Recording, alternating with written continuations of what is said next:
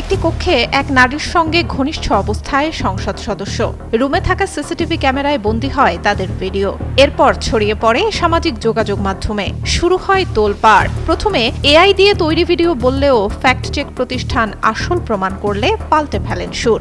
অবশেষে ওই নারীকে নিজের স্ত্রী বলে দাবি করেন বাংলাদেশ জামায়াতে ইসলামীর নেতা ও সাতক্ষীরা ৪ আসনের সংসদ সদস্য গাজী নজরুল ইসলাম। সম্প্রতি সাতক্ষীরা ৪ আসনের এই সংসদ সদস্যের ভিডিও সামাজিক যোগাযোগ মাধ্যমে ছড়িয়ে পড়ে। এতে দেখা যায় এক তরুণীর সঙ্গে একটি রুমে ঘনিষ্ঠ অবস্থায় আছেন গাজী নজরুল ইসলাম।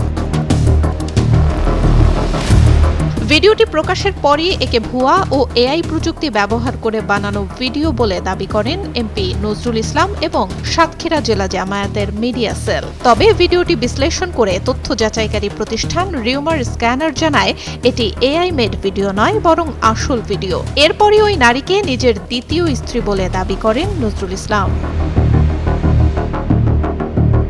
২১ জুলাই নিজের ফেসবুক পেজে এই বিষয়ে একটি পোস্ট দেন এমপি। সেখানে তিনি লেখেন, ১৭ জুন পারিবারিকভাবে ও প্রথম স্ত্রীর সম্মতিতে মোসাম্মদ মরিয়ম বেগমের সঙ্গে তার বিয়ে হয়। পারিবারিক বিরোধের জেরে মরিয়মের মামা তাদের ব্যক্তিগত ভিডিও ধারণ করে সামাজিক মাধ্যমে ছড়িয়ে দেন। তবে গাজী নজরুল ইসলামের সঙ্গে একাধিকবার মুঠোফোনে যোগাযোগের চেষ্টা করা হলেও তা সম্ভব হয়নি। এদিকে নজরুল ইসলামের প্রথম স্ত্রী মাকসুদা বেগম লাইভে এসে বলেন, মরিয়মের সঙ্গে তার স্বামীর বিয়ে হয়েছে, তাদের নিয়ে কুৎসা রটানো হচ্ছে। যারা এর সঙ্গে জড়িত তাদের বিরুদ্ধে আইনগত ব্যবস্থা নেবেন বলেও জানান তিনি। আমি মাকসুদা ইসলাম, আমার স্বামী গাজী নজরুল ইসলাম, শহীদ মরিয়মের সাথে বিবাহ হয়েছে, এটা নিয়ে যারা কুৎসা লটাচ্ছে তীব্র প্রতিবাদ জানাই।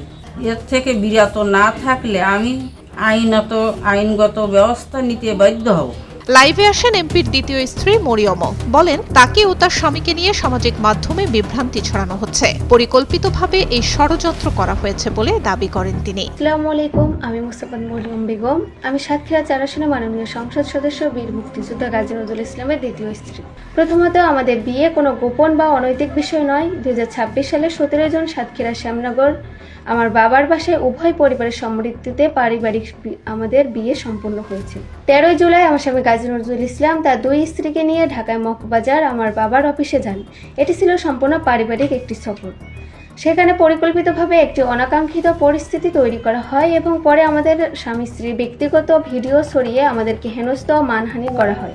এই ঘটনায় জড়িতদের দ্রুত শনাক্ত করে বিচারের আওতায় আনার দাবি জানিয়েছেন এমপি ও তার ২ স্ত্রী।